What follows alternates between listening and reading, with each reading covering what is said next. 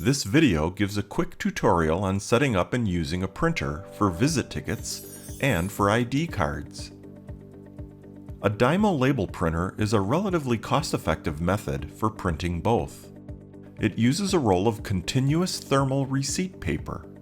A single roll is 300 feet long and can print hundreds of visit tickets and ID cards. With no additional ink costs, that's a couple of pennies per print.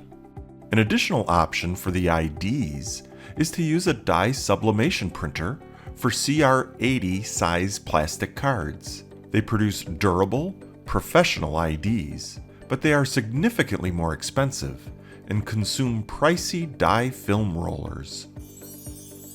Let's look at setting up and using a thermal printer.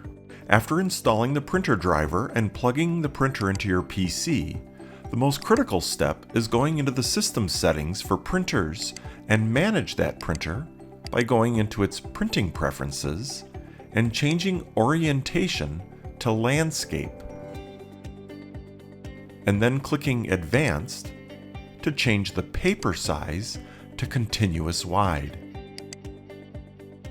Within the registration software, log in as an administrator and go into configuration settings.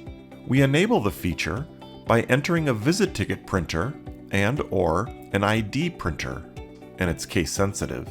If you forget the printer's name, click the Printer List button to see all printers in your system.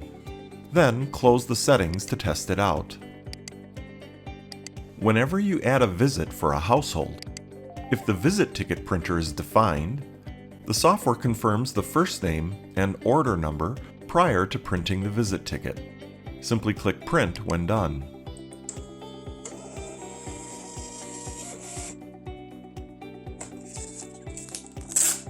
The ticket design gets updated from time to time, but as of this video, all visit tickets include your logo and organization name, today's date, the ticket number, the person's first name, the number of people in the household, along with a breakdown of their age ranges, and the household ID number as a barcode.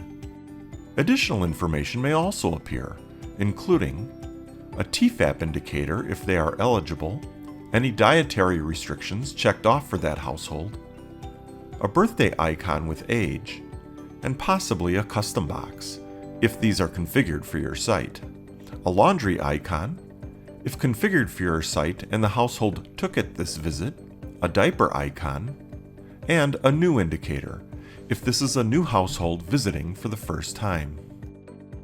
To print out an ID card, simply click the ID card button.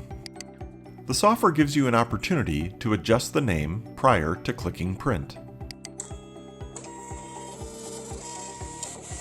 To customize what the ID looks like, simply go into the Resources folder and edit the ID card background image file.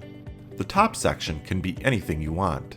It comes with a border in case you want to trim the thermal paper. However, if using a plastic card printer, remove this border so the ID looks clean. If desired, you can laminate the ID cards using pouches sized for these printouts. You can also fuse it together with a pre-printed backside. In the Resources directory, you'll find a template for designing your own ID card backside. There's also a Word template for doing bulk ID printing. When ready, simply trim the ends, put it in a lamination pouch with the optional backside, and be sure your laminator is set to low heat. Having it too hot can make the thermal paper look gray.